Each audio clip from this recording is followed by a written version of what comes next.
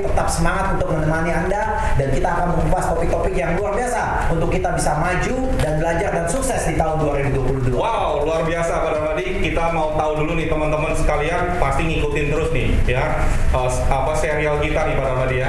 Mereka teman-teman pasti menanti-nantikan nih Pak Darmadi, topik demi topik. Yeah. Dan hari ini Pak Darmadi sudah siapkan topik yang luar biasa. Ya, tapi sebelum kita ngomong topik, saya mau ingatkan bahwa materi Monday Morning Motivation ini ada di YouTube ya. Oke, di ya, YouTube betul. Darmadi Darmawangsa, dan saya pengen Anda lihat di sana dan berikan like dan komentar Anda, dan karena di YouTube itu adalah versi yang high rise dan Anda bisa nonton lebih bagus. Itu aja sampai saya. Yes, oke, jangan lupa klik like, kemudian jangan lupa subscribe juga Pak Darmadi. Komen dong. Yes, baik. Materi hari ini Pak Darmadi sudah siapkan, judulnya very powerful ya, gitu ya. Break down the limiting wall. Pak Darmadi, kita mau bahas apa nih dalam Ya, topik saya ini? rasa Anda dan saya, kita semua mempunyai tembok. Ya, Apakah tembok itu kelihatan atau tidak kelihatan, itu menjadi sebuah batasan. betul. Kalau tembok itu kelihatan seperti gambar seperti begini, kita secara kasat mata sudah tahu batasan kita apa. Ya. Dan which is okay Pak, malah memiliki tembok batasan seperti ini. Yes. Yang saya takut sebenarnya kita mempunyai glass ceiling Pak. Oh, Glass ceiling itu artinya kayak langit-langit yang terbuat dari kaca. nggak kelihatan ya Pak ya? Bukan, kita bisa lihat terus, tetapi kita dibatasi sebenarnya Oh, gitu. oke. Ya, dan batasan itu yang seringkali ada di pikiran bawah sadar kita. Nah, yang bahaya. Kalau batasan itu ada di pikiran sadar kita, itu nggak ada masalah gitu ya. Kita sadar kita terbatasi. Dan kita kalau mau maju, kita berusaha untuk mengalahkan batasan itu. Setuju. Tetapi bahayanya kalau batasan itu ada, tapi kita nggak sadar. Ini yang Dan kita nggak sadar, dan kita nyaman, padahal sebenarnya kita bisa lebih baik dari itu. kita bisa breakthrough ceiling itu sebenarnya. That's true. Dan kita akan bahas ini Pak ya. Ya, hari ini kita akan bahas hal ini. Nah, untuk membahas hal ini, saya selalu berpikir banyak orang selalu melihat kemampuan dan kekuatannya dengan kasat mata. Ya, setuju. Ya, mungkin paling gampang nih, Pak David dan saya dan kita semua, kita bisa melihat kemampuan kita, kekuatan kita itu berdasarkan masa lalu kita. Ya. Ambil contoh, kalau masa lalu kita waktu sekolah anaknya pintar, dapat ranking, kita bilang kita adalah anak yang pintar. Itu adalah masa lalu kita. Masa lalu. Dan semua kemajuan kita di masa depan seringkali mengacu dari masa lalu kita. Yes. Jadi kalau masa lalu kita bagus untuk certain point gitu, kita berani melangkah lebih jauh. Ambil contoh gini, Pak David mampu berenang di kolam renang. Yes. Ya. Kemudian satu hari Pak David travel sama keluarga ke Labuan Bajo. Ya. Dan di dalam itinerary jalan-jalan Labuan Bajo itu yaitu ada snorkeling, berenang-berenang. Pak David nggak akan takut. Pak David nggak akan takut. Kenapa? Pernah berenang di kolam renang itu sebagai modal utama. Ada basicnya. Ada basic. Walaupun Yes. ketika Anda berenang di laut lepas itu Beda nggak gampang. banget ya. Karena arusnya Arus. besar, Ya. dingin, dan mungkin ada ikan hiu di bawah gitu Pak ya. Tapi Bapak sudah punya modal gitu ya. Yes, yes. Nah, yang bermasalah bagi kita adalah kadang-kadang kita salah mengadjust ya, kita salah menghargai modal kita nih. Nah, saya ambil contoh dari cerita legendaris nih, David versus Goliath gitu ya. Yes. Nah, kalau saya mau kasih lihat Anda gambaran ini cerita sangat detail dibahas oleh Malcolm Gladwell dalam bukunya The Outliers, dan saya pengen bahas lebih singkat lah ya. Yes. Nah, poin yang dikatakan adalah Goliath ini adalah tentara perang, Pak. Jadi dia adalah bukan hanya tentara perang, dia adalah jenderal perang. Jenderal. Pak, kalau orang levelnya jenderal itu jam terbangnya pasti udah tinggi. Yes. Confident level pasti Wah, sudah tinggi. luar biasa. Ya, pengalaman sudah bagus Pak ya. Jadi mau dikatakan bahwa orang ini terampil. Ya, dan kalau jenderal ini dilawan sama prajurit biasa, ya kemungkinan besar nggak mungkin dikalahkan lah Pak ya. Statistik menang jenderal. Pasti. Ambil contoh kalau kita main pingpong, saya sudah main di level dunia. Pak David baru belajar main pingpong, ya pasti Pak David ya pasti bilang nggak usah dihitung, pasti saya kalah sama Pak David. Di atas kertas ya. Di atas kertas ya. Setuju. Namun cerita ini kita melihat bahwa Goliath adalah jenderal perang, Ya. ya. Dia punya jam terbang sudah tinggi. Nah, yang kedua Pak, dia punya peralatan Pak.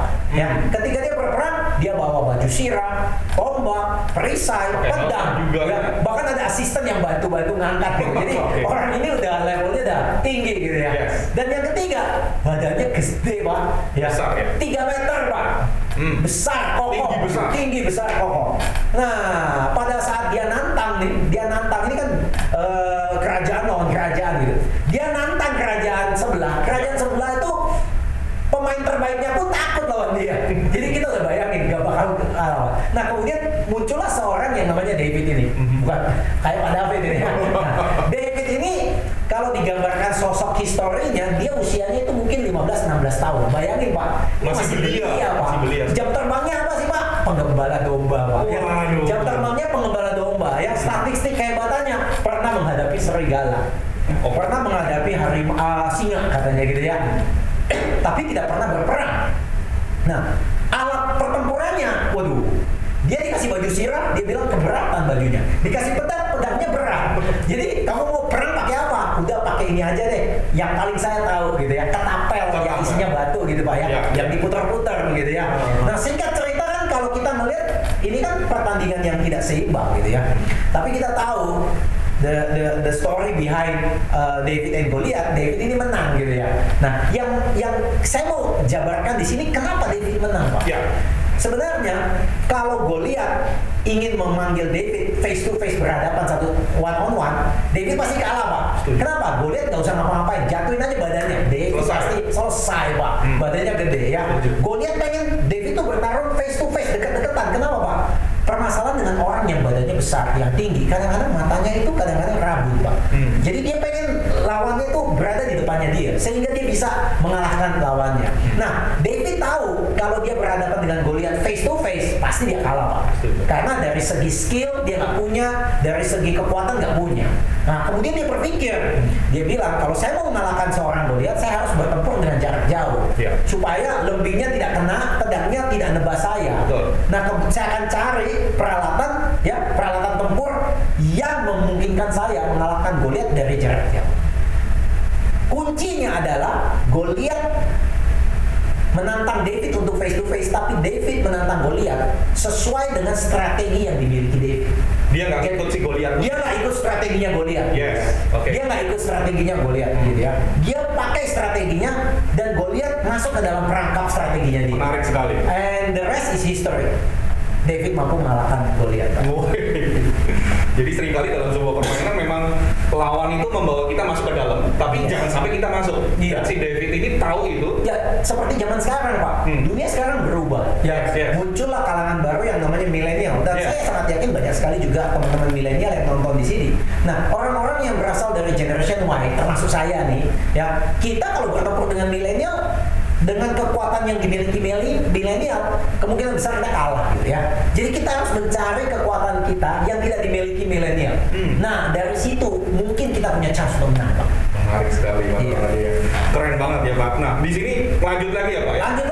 Lanjut lagi cerita kedua bahwa saya tertarik dengan perang. Sekarang lagi zaman perang ini ya. Perang pertama, kedua, ketiga, lanjutan nggak selesai-selesai ya. Nah, perang ini menarik sekali. Di perang dunia kedua ini ada tentara yang namanya Nazi dari Jerman ya, terkenal sekali, kejam waktu itu. Nah, mereka memiliki sebuah strategi yang menarik, namanya Blitzkrieg, Pak. Blitzkrieg ini kalau bahasa Indonesianya ini adalah perang kilat. Perang kilat. Lightning War. Seperti apa itu? Perang kilat ini menarik sekali. Nah, dia punya konsep seperti begini. Kalau dia ingin bertempur dengan musuh dan dia membuat perhitungan bahwa butuh 100 tentara untuk mengalahkan musuh, yang dia kirim nggak 100, Pak. Berapa? Yang dia kirim 1000, Pak. Supaya? Nah, tujuannya penting sekali, Pak. Supaya dia mengalahkan musuh itu dengan cepat. Dia mengalahkan musuh itu dengan luar biasa kekalahannya. Musuh pasti porak-poranda kacau, ketakutan sekali. Karena bukan hanya 100 tentara dikirim 1000. Jadi kecepatan menghancurkannya cepat dan kehancurannya luar biasa. Akibatnya musuh jadi ketakutan. Musuh akhirnya menyerah sebelum mereka benar-benar menyerah, karena melihat, waduh, kita dihajar dengan kekuatan yang luar biasa. Ambil contoh, kalau dibutuhkan hanya 100 pesawat untuk ngebom Bapak punya tempat, dia nggak kirim 100, Pak. Dia kirim 1000 sekalian, Pak. Udah keder dulu nih. Udah keder duluan. Tapi ini menarik sekali, karena di balik pemikiran tentara Nazi ini mengatakan, dengan metode Blitzkrieg, dia diuntungkan 2 hal. 1, kemenangan yang super cepat, Pak. Sehingga tentara mereka tidak banyak yang mati, Pak.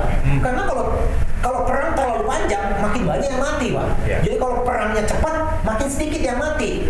Sebenarnya cost yang dikeluarin jadi kecil, Pak. Iya, benar banget. Ya, dan musuh itu cepat sekali mengalah. Kita tahu ada negara yang namanya Belanda, Pak. Belanda itu menjajah Indonesia berapa tahun, Pak? 350 tahun ya. Sama tentara Nazi, 5 hari habis dia, Pak. 5 hari, Pak, habis, Pak. Jadi ini luar biasa kalau kita baca Perang Dunia Kedua, Nazi itu ya, dia hancurin Eropa cepat sekali begitu ya.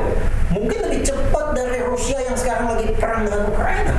Padahal itu tahun 1940. Jadi teknik Blitzkrieg ini luar Pak, teknik ini kan harus didukung dengan resources yang mumpuni, Pak. Betul. Mesti punya duit, Pak. Kalau negaranya nggak punya duit, pasti nggak mungkin menang. Jadi ini strategi yang menurut saya tidak canggih-canggih amat, Pak. Kalau punya duit, apa saja kita bisa lakukan, Pak. Ya, Pak David jual bakpao 10.000. Saya punya duit mau matiin Pak David, saya jual bakpao 5.000, gitu kan. Hancur. Saya nggak untung, tapi Pak David pasti habis. Betul. Nah, mungkin konsep ini tidak terlalu menarik. Ada yang lebih bagus lagi, Pak. Oke, apa itu Pak David? Sebaliknya, malah sebaliknya. Nah, tadi kan tentara Nazi kan punya resources banyak. Betul. Bagaimana kalau saya nggak punya resources, Iya, Pak? iya. Nah, kita belajar dari perang 1960, perang Amerika lawan Vietnam, masih ingat ya, Pak? Oh iya. Nah, kalau Amerika itu kan tentaranya badannya gede-gede, Pak. Yes. Senjatanya bagus, Pak. teknologi Pesawatnya bagus. hebat-hebat, Pak. Yes. Nah, Vietnam punya apa, Pak? Nggak punya apa-apa. Yang punya mungkin semangat bambu runcing, kata Pak, ya. Nah, Vietnam tidak melakukan blitzkrieg, nggak punya senjata kok. Nggak bisa ngelakuin itu, ya. Nah, mereka mempunyai strategi lain, namanya guerrilla warfare, Pak. Oh. Jadi guerrilla itu adalah teknik perang guerrilla, Pak. Jadi kalau Amerika seperti Goliat tadi nantang Vietnam, yuk keluar, ayo tembak-tembakan, nggak mau dia, Pak. Dia sembunyi di hutan, Pak. Dia gali tanah buat lorong, buat bambu runcing, buat perangkap, sehingga Amerika itu bingung lawan Vietnam ini. Dan akhirnya, Bapak tahu sejarah kan? Iya. Amerika akhirnya pulang, kalah lawan Vietnam. Jadi nggak usah pakai blitzkrieg, pakai guerrilla warfare, ternyata juga menang. Luar biasa ya. Iya. Jadi nggak ada excuse ya. Pak? Iya. Jadi ada pepatah yang mengatakan tidak ada akar Rotan pun jadi. rotan pun jadi begitu. Jadi ini kayak film MacGyver gitu kan. Apapun yang Anda miliki, pakai itu sebagai kekuatan Anda. Jangan pakai itu sebagai alasan Anda. Setuju banget. Nah, tadi udah ngomongin perang nih Pak ya. Kalau lebih modern lagi nih Pak. Nah, ayo kita lihat berikut ini menarik nih ya. Ini ada satu orang namanya Vivek Ranadiv nih ya. Sebelumnya tadi. Vivek Ranadiv ini menarik sekali. Dia adalah orang kaya ya, imigran India ya. Dia lahir di Mumbai.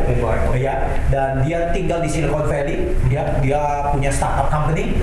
Dia memiliki Golden State Warriors basketball team. Dia orang kaya lah Pak ya. Nah, satu hari anaknya cewek umur 12 tahun datang ke papanya. Papa, aku mau ikut pertandingan basketball.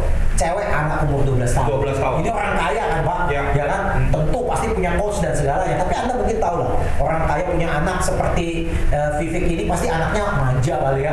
Makannya enak, olahraga juga malas mungkin ya. Ya. Tapi pengen juara gitu. Nah, kemudian Vivek ini bilang kalau begitu dia mengajak salah satu asisten pelatih dari Golden State Warriors. Berikut dia juga sebagai coach-nya. Oke. Nah, lucunya Vivek ini nggak pernah main basketball, Pak. Wah. Dia hanya tahu main bola, sepak bola, Pak. Yes. Nah, tapi dia disuruh mendidik anaknya untuk bisa menang gitu ya. Yeah. Nah, kemudian Vivek mulai nanya, basketball itu permainannya seperti apa sih Pak David? Setahu saya basketball itu permainannya adalah ketika tim yang menyerangkan bola ya.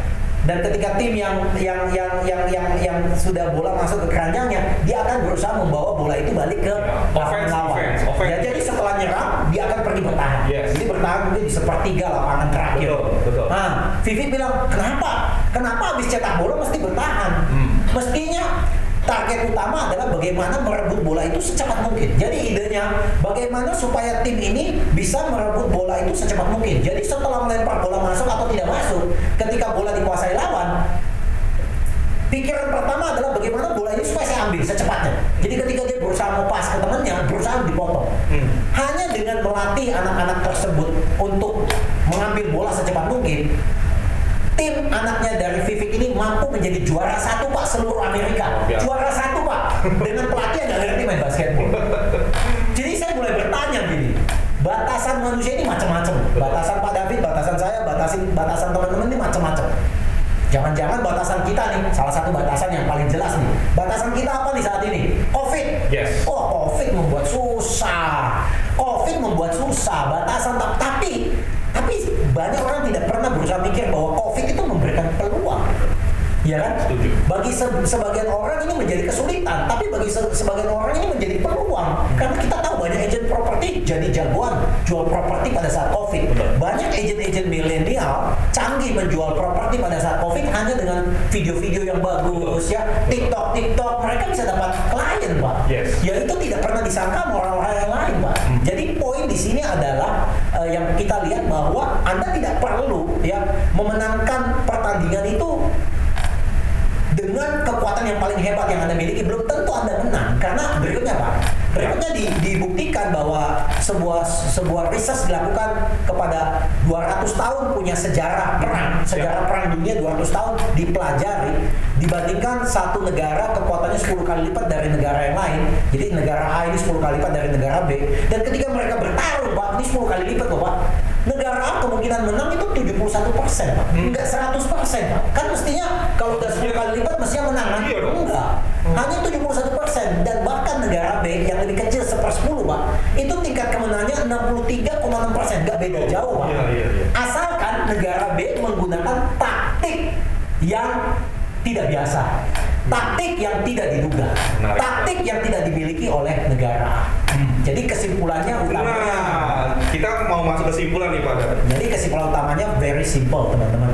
Siapapun Anda ya, Anda harus ingat bahwa it's not who you are. It's not who you are. Gak penting ya, Gak siapa penting, Anda. gak penting. It's not who you are. Tentara Vietnam yang kecil itu, ya kalau dilihat kasat mata lawan Amerika pasti kalah. David tadi ya. Iya, David tadi kecil tadi lawan Goliat pasti kalah Betul, gitu ya. betul. Ya, tetapi it's not who you are, tetapi it is your strategy. Yes. Apakah strategi Anda mampu ya memanuver mengalahkan strategi lawan? Dan strategi ini Anda harus kuat, Anda harus berbeda, Anda harus asah sehingga Anda menjadi terbaik. Ya, Wow. ketika Anda membangun strategi ini, melihat kemampuan dan kekuatan Anda akan menjadi luar biasa. Ambil contoh Pak David, during COVID kita jujur kita susah sekali bertemu dengan teman-teman agent secara face to face. Ya. Kita memanfaatkan Zoom, webinar, dan salah satu dengan Money Motivation ini idenya muncul pada saat COVID. Pandemi datang. Ya. Padahal waktu COVID, sebelum COVID, kita Belum nggak pernah kepikiran, ide ya? kayak begini. Iya, betul. Dan strategi ini tidak banyak yang mau pakai. Padahal dengan teknik video dan YouTube ini, kita bisa menjangkau ribuan agent-agent kita di seluruh Indonesia. Wow, luar biasa. So, kita sampai di ujung nih Pak Darmadi ya. Luar biasa, thank you Pak Darmadi. So, teman-teman semua stay tune on Monday Morning Motivation.